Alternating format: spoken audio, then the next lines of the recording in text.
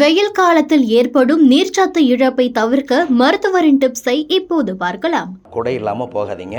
கருப்பு நிற குடைகளை தவிர்க்கணும். அடுத்தது நீங்கள் தவிர்க்க வேண்டியதுன்னு பார்த்தா, அதே போல் உள்ளங்கை உள்ளங்காலில் இரவு படுக்கும் பொழுது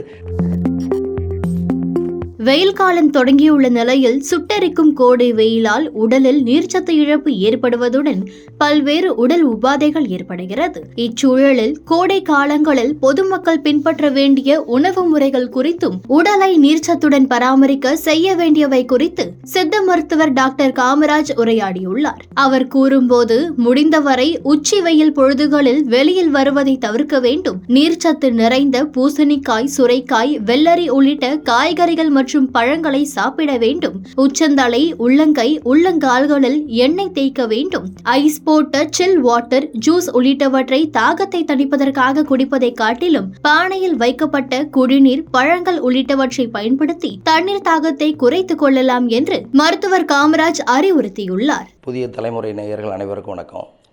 கோடை வெயிலையும் நம்ம கொண்டாடணும், ஆனால் பாதுகாப்பாக கொண்டாடணும். எப்படின்னு கேட்குறீங்களா? வெளியில் போனால் குடை இல்லாமல் போகாதீங்க. கருப்பு நிற குடைகளை தவிர்க்கணும். அடுத்தது பார்த்திங்கன்னு சொன்னால், காலில் செருப்பு, ஷூ இல்லாமல் போகக்கூடாது. அதே போல் வேலைகள் இருந்ததுன்னா அந்த உச்சி வெயிலில் அந்த வேலைகளை கொஞ்சம் தவிர்த்து மாலை அல்லது காலையிலே அந்த வேலைகளை நீங்கள் முடிக்க பார்க்கணும். எங்கே போனாலும் தண்ணியை எடுத்து போக மறக்காதீங்க. குறிப்பாக வீட்டில் இருக்கிறவங்க பானை தண்ணியை பயன்படுத்துங்க. நீர்மோர் அதிகமாக பயன்படுத்துங்க. அடுத்தது நீர்ப்பெருக்கி காய்கள், வாழைத்தண்டு, வாழைப்பூ, முள்ளங்கி, பீக்கங்காய், சுரக்காய், இந்த காய்களை இது பண்ணுங்க. அதிகமாக வெள்ளை பூசணி பயன்படுத்தலாம். வெள்ளரிக்காய் மாதிரி அந்த வெள்ளை பூசணியை ஜூஸ் போட்டு குடிக்கலாம், அல்லது சும்மா நீங்கள் கடித்து சாப்பிட்டு பாருங்கள், அற்புதமாக இருக்கும். அடுத்தது பதனி சாப்பிடலாம், இளநீ சாப்பிடலாம். வீட்டில் எலுமிச்சம்பழம் வாங்கி வச்சுங்க. அந்த எலுமிச்சம்பழத்தை எங்கே போயிட்டு வந்தாலும் அந்த எலுமிச்சம்பழத்தை ஜூஸ் போட்டு குடிங்க.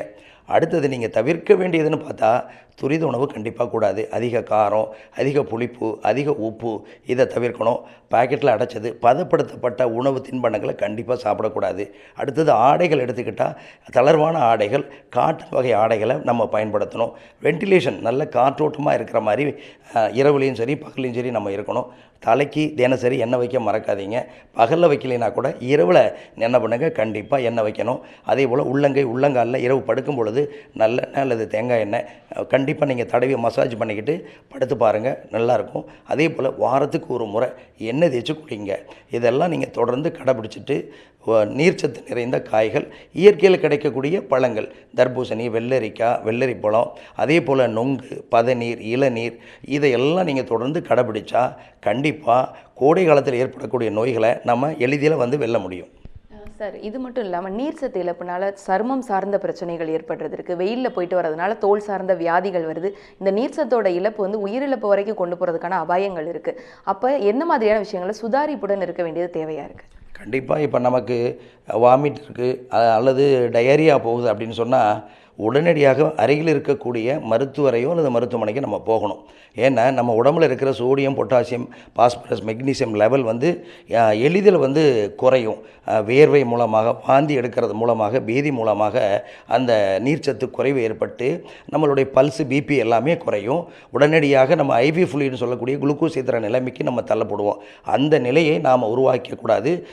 நம்ம நீர்ச்சத்து குறையாமல் இருக்கிறதுக்கு குறைஞ்சது 2லிருந்து 4 லிட்டர் நம்ம தண்ணி குடிக்கணும். அதே போல் எங்கே போனாலும் சுத்தமான தண்ணி குடிங்க. குளிர்பானம் குடிக்கிறது, அதே போல் ஐஸ் வாட்டர் குடிக்கிறது, ஐஸ்கிரீம் சாப்பிட்றது, கேக்கு சாப்பிட்றது, சாக்லேட் சாப்பிட்றது, இதையெல்லாம் நீங்கள் தவிர்த்தா டைஃபாய்டு காய்ச்சல், அதே போல் நோய் எதிர்ப்பு சக்தி குறையிறது, இது எல்லாமே நம்ம வராமல் நம்ம தடுக்க முடியும்.